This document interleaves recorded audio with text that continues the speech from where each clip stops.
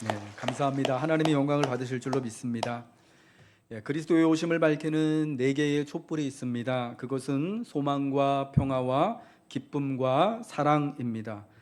주님의 오심을 기다리는 성탄의 두 번째 주의 날, 오늘 우리가 함께 밝히고자 하는 불빛은 평화입니다. 지난 12월 3일 늦은 밤 급작스럽게 발생한 위헌적이고 위법적인 계엄은 우리의 삶이 얼마나 위약하고 취약한지를 그대로 드러내는 것이었습니다. 불과 6시간 정도의 계엄이었지만 온 국민이 불안하고 혼동스러웠습니다. 이전에 계엄의 무서움을 경험했던 역사가 있기에 공포스러움을 느끼며 불면의 밤을 많은 분들이 보냈습니다.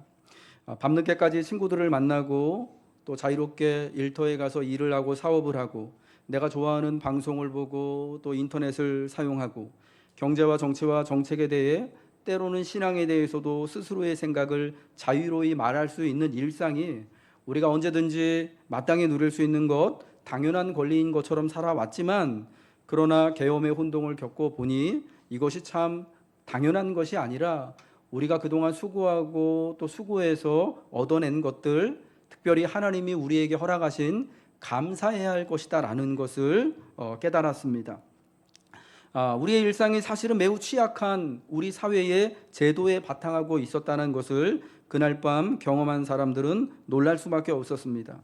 그래서 오늘 저는 그리스도의 오심 안에 평화가 있음을 선포하며 평화의 때, 성탄의 이 시기가 여느 해와 같이 올해도 이전의 해와 같이 작년과 같이 그 재작년과 같이 모두에게 이 성탄의 달이 기쁘고 희망이 있고 평화와 사랑이 넘치는 순간이 되기를 바라는 마음으로 평화를 말씀드리고자 합니다.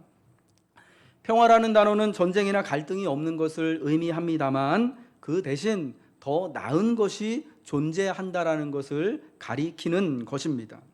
성경에서 평화를 뜻하는 히브리어는 여러분 너무 잘 아는 뭐죠? 샬롬입니다. 이 샬롬이라고 하는 히브리어를 신약 성경의 언어인 헬라어, 즉 옛 그리스어로 번역한 단어가 에이레네입니다. 샬롬의 가장 기본적인 의미는 완전함 또는 전체입니다. 이 단어는 균열이 없는 완벽한 전체의 모양을 가진 돌을 가리키는 거예요. 기본적인 의미는 완전함이다라는 건데, 여러분 신명기 27장 6절에 특별히 하나님께서 이스라엘 백성들에게 이제 하나님 앞에 번제의 제사, 옛날에는 짐승의 제사를 하나님 앞에 드려서 예배했잖아요. 그때에 그 짐승을 번제로 태워 드릴 때 그 제단을 만드는 돌을 사람의 손으로 연장으로 다듬는 것이 아니라 자연에서 있는 그대로의 돌을 가져다가 그 돌을 쌓아서 제단을 만들어라 했습니다. 다듬지 않은 돌로 내 하나님 여호와의 제단을 쌓고 그 위에 내 하나님 여호와께 번제를 드릴 것이며, 여러분 여기서 말씀드렸을 때 이제 그 다듬지 않은 돌이 완전한 상태에 있는, 자연 상태의 완전한 상태로 있는, 사람이 조금의 가공이나 연장을 써서 깎지 않은 그 상태를 말하는 건데, 그 샬롬의 상태에 있는 돌들을 가져다가 여러분 돌 하나를 가지고서만 제단을 만들 수는 없잖아요. 그렇죠? 그 돌들을 그 사람이 손으로 다듬지 않은 온전한 상태의 돌을 가져다가 그 돌을 여러 개를 가져다가 제단을 이렇게 얼기설기 그 위에 제물을 올려놓고 불을 태워서 드릴 수 있을 만큼의 제단을 만드는 거예요. 여러분 그때 그 제단의 상태가 샬롬의 상태가 되는 거예요.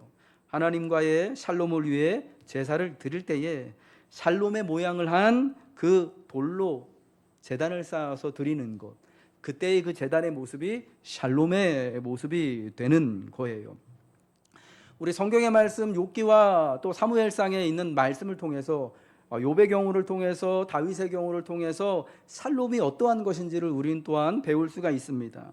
욥기 5장 24절에요 이렇게 이야기를 해요. 내가 내 장막의 평안함을 알고 내 우리를 살펴도 잃은 것이 없을 것이며, 그러니까 이때의 평안함 샬롬은 어떤 것이냐면요, 우리를 살펴도 양이나 염소 중에 내가 가지고 있는 가축 중에 송아지나 암소나 또 숫소 중에 잃어버린 것이 없는 상태, 짐승에게 찢겨 죽인 것이 없이 완전히 내 우리 안에 내가 가진 짐승들이 다 안전하게 포함되어져 있는 상태가 평안 샬롬의 상태라는 겁니다.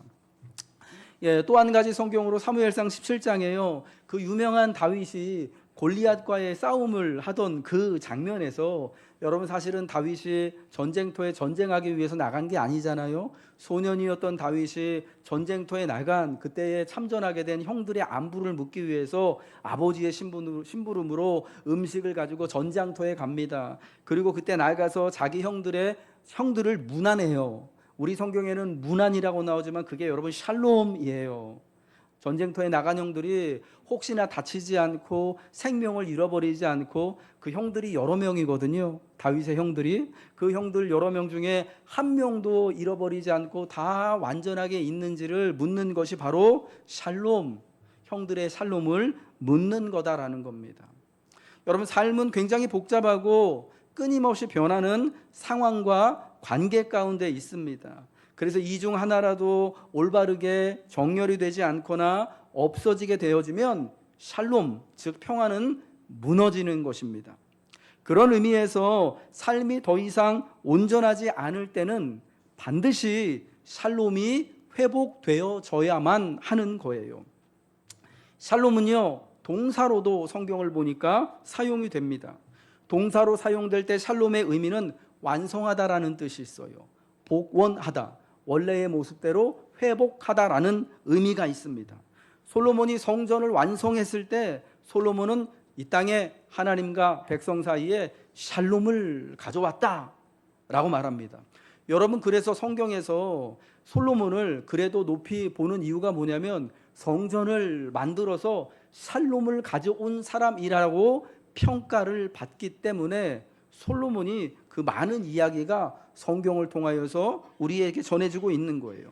만약 여러분 중에 실수로 내 이웃에게 속한 무언가를, 내 이웃이 가지고 있는 무언가를 손해를 끼치게 되거나 상하는 일을 하게 된다면 그것은 이웃의 샬롬을 깨는 것이 되고 그 손실을 성경이 말씀하는 것처럼 혹여라도 이웃의 어린 암양 새끼나 송아지나 이런 것들을 상하게 하는 일이 있으면 그 값으로, 똑같은 값으로 갚아주고, 만일 이웃의 종을 때려가지고 이렇게 상하게 하는 일이 있으면은 그 값을 남자 종은 얼마, 여자 종은 얼마 값을 쳐서 줘야 하는 것이라고 말하는 것처럼 마땅히 그 손해를 보상해 줌으로써 샬롬을 복원해 주는 것, 이게 샬롬의 의미라는 겁니다.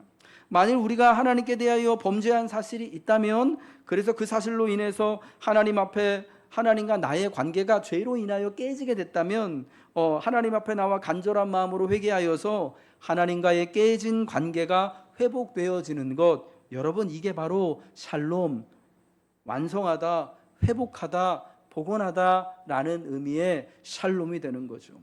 오늘 우리가 성탄의 두 번째 주의 날 하나님 앞에 나와서 이렇게 예배를 드린 것도 하나님 앞에 혹여라도 무너진 하나님과의 관계를 회복하고 내 삶을, 내 믿음을 완성하고자 하는 그러한 믿음을 가지고, 그러한 마음을 가지고 하나님 앞에 나와서 우리는 예배하는 것인 줄로 믿습니다. 잠언에서도요, 깨진 관계를 화해시키고 치유하는 것이 샬롬을 가져오는 것이다라고 말씀하고 있습니다. 성경에서 특별히 적대적인 두 국가가 샬롬을 만들 때에 그것은 이 두 국가가 싸움과 전쟁을 멈추는 것만을 의미하는 것이 아닙니다. 그것은 그들이 서로의 이익을 위해서 싸우던 그들이, 원수됐던 그들이 이제부터는 협력하기 시작한다라는 것을 샬롬이다라고 말한다는 겁니다. 오래전부터 이사야와 같은 선지자들은 죄로 인해 깨진 창조 세계와 사람 사이의 관계, 그리고 하나님과 인간의 관계에서 샬롬을 완성할 평화의 왕이 오실 것을 고대하였습니다. 그는 다윗과 같은 모습으로 자기 백성들을 샬롬으로 통치할 것이지만 또한 다윗을 뛰어넘어 모든 세상과 민족과 온 우주에 하나님의 샬롬을 가져오실 분으로 고대됩니다.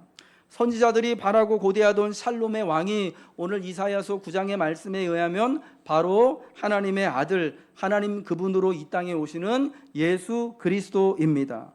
오늘 성경 말씀 이사야 9장 6절부터 7절의 말씀 우리 함께 읽겠습니다. 시작. 이는 한 아기가 우리에게 낳고 한 아들을 우리에게 주신 바 되었는데 그의 어깨에는 정사를 메었고 그의 이름은 기묘자라 모사라 전능하신 하나님이라 영존하시는 아버지라 평강의 왕이라 할 것임이라. 그 정사와 평강의 더함이 무궁하며 또 다윗의 왕좌와 그의 나라에 군림하여 그 나라를 굳게 세우고 지금 이후로 영원히 정의와 공의로 그것을 보존하실 것이라. 만군의 여호와의 열심히 이를 이루시리라. 아멘. 여러분, 이러한 샬롬은 원래는 사실은 이스라엘의 다윗의 후손들 되는 그 왕들이 만들어 가야만 하는 것이었습니다.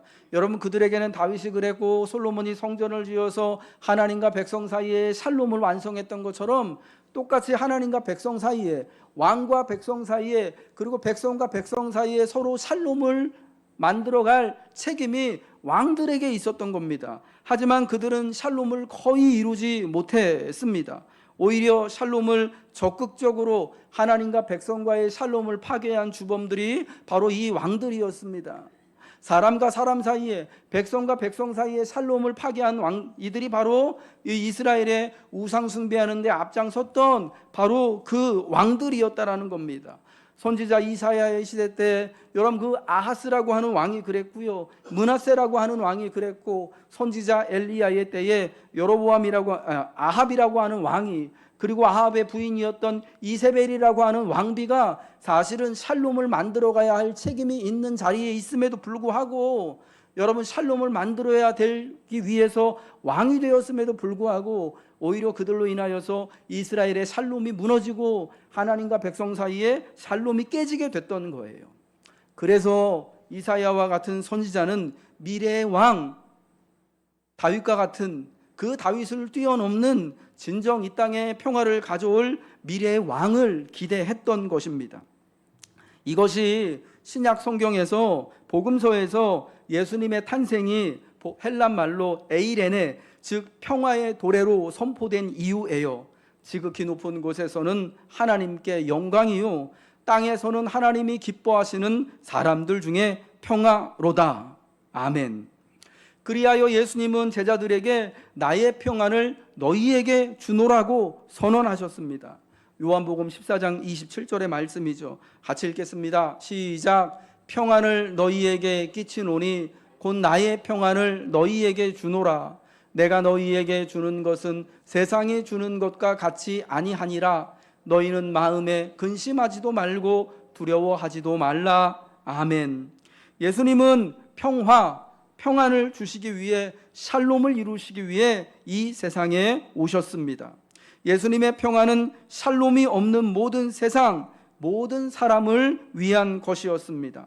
사도들은 예수님께서 죽으시고 부활하셨을 때 죄로 인해 망가진 하나님과 인간 사이에, 하나님과 모든 피조 세상 가운데 평화를 이루셨다고 선언하였습니다.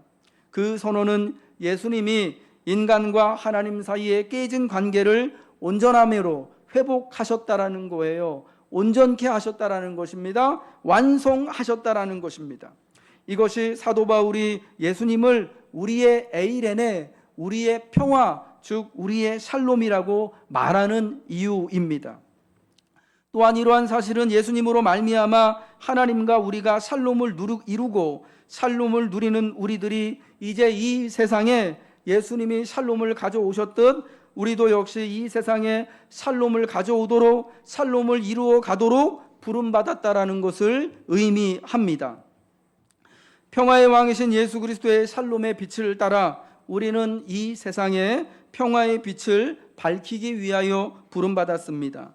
이러한 사실을 에베소서 2장 14절부터 18절에 사도 바울은 이렇게 선언합니다. 그는 우리의 화평이신지라 둘로 하나를 만드사 원수된 것 곧 중간에 막힌 담을 자기 육체로 허시고 법조문으로 된 계명의 율법을 폐하셨으니 이는 이 둘로 자기 안에서 한 새 사람을 지어 화평하게 하시고 또 십자가로 이 둘을 한 몸으로 하나님과 화목하게 하려 하심이라. 원수된 것을 십자가로 소멸하시고 또 오셔서 먼 데 있는 너희에게 평안을 전하시고 가까운 데 있는 자들에게 평안을 전하셨으니 이는 그로 말미암아 우리 둘이 한 성령 안에서 아버지께 나아감을 얻게 하려 하심이라. 아멘. 예수님의 복음, 예수님의 평안은 가까이 있는 이들뿐만 아니라 먼 데 있는 이들에게도 전해진 것이었다라고 말씀합니다. 여기 에베소서에 나오는 가까이 있는 자들은 유대인들을 말하는 겁니다. 원래 그 옛날부터 하나님의 택함 받은 백성이라고 하는 유대인들을 가까이 있는 자들이라고 말하는 겁니다. 그렇다면 먼 데 있는 자들은 누구이냐? 유대인이 아닌 이방인을 말하는 거죠. 그 당시에 사마리아 사람들, 저 애굽에 살던 구스 사람들, 이집트 사람들, 저 소아시아 시리아에 살던 사람들, 그리스 사람들, 로마 사람들, 그리고 돌고 돌아서 저 아메리카에 사는 원주민들과 이 땅에 사는 조선 사람들과 대한민국 사람들 모두가 다 먼 데 있는 사람들인데, 즉 하나님은 가까이 있는 이들이건 먼 데 있는 이들이건 이 땅에 하나님의 영상을 향하여 갖고 지음받은 모든 이들에게 평안을 주시기 위하여서 오셨다라는 겁니다. 여러분이 먼 데 있는 자들과 가까이 있는 자들은요, 전에는 원수였습니다. 나쁜 사이였습니다. 서로 적대하는 사이였습니다. 그러나 이제는 예수님의 샬롬으로 말미암아 온전히 하나님의 자녀가 되었다라고 성경은 선언하는 것입니다. 그러므로 이제 사도 바울은요, 교회와 성도들에게 샬롬과 평화의 모임을 유지하라 당부합니다. 에베소서 4장 1절부터 3절이죠. 같이 읽겠습니다. 시작. 그러므로